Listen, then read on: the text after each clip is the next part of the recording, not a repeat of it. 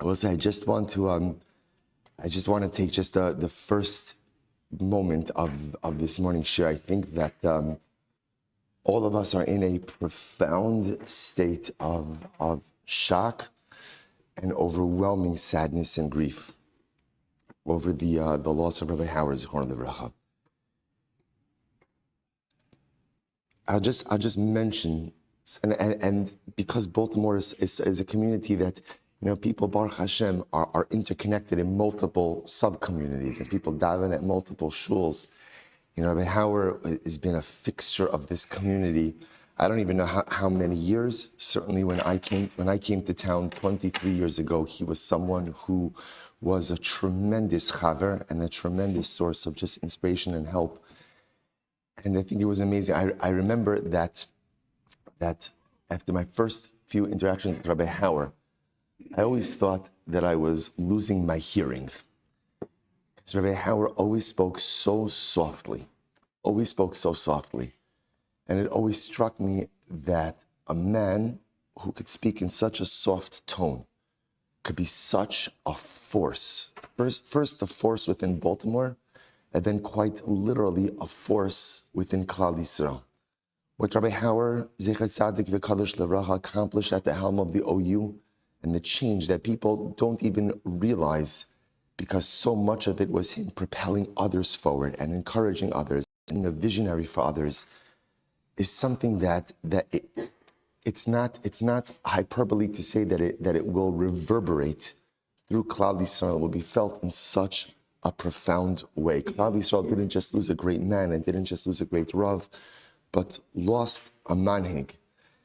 And the other thing that I will say that was just very striking is that Rabbi Hauer's yahrzeit is Shmini Atzeres. For those of you who know Rabbi Hauer, know also that the events of October 7th profoundly wounded him. He felt the pain of Klal Yisrael in an incredibly acute way. And he carried the pain of Klal Yisrael in such an acute way. Rabbi Hauer was just here in our shul for Gabi's grandson's bris on Hoshana Rabbah. He was here in our shul, and I remember that, we exchanged a Shalom Aleichem and a few short words.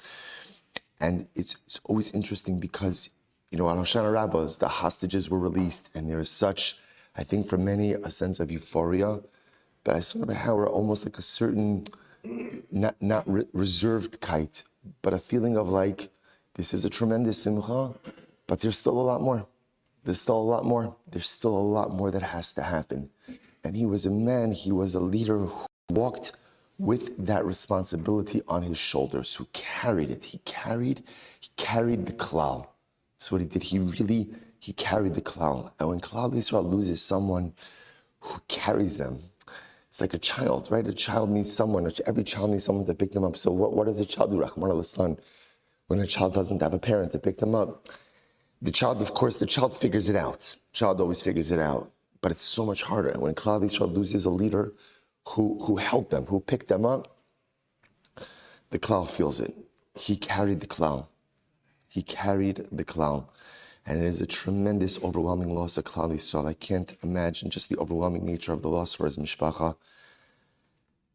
And we should just hope that Eretz Hashem, he should be a model, a role model for all of us about what Mesiras Nefesh for the klal means, about the need to worry a little less about ourselves and a little bit more for the other, a little bit more for community, a little bit more for Am Yisrael, for Eretz Yisrael, not just for people in your own circle, but for just the klal, to be a klal Jew. That's what Rabbi Hauer, Zecher Tzadik V'Kadosh Livracha, was, a klal Jew.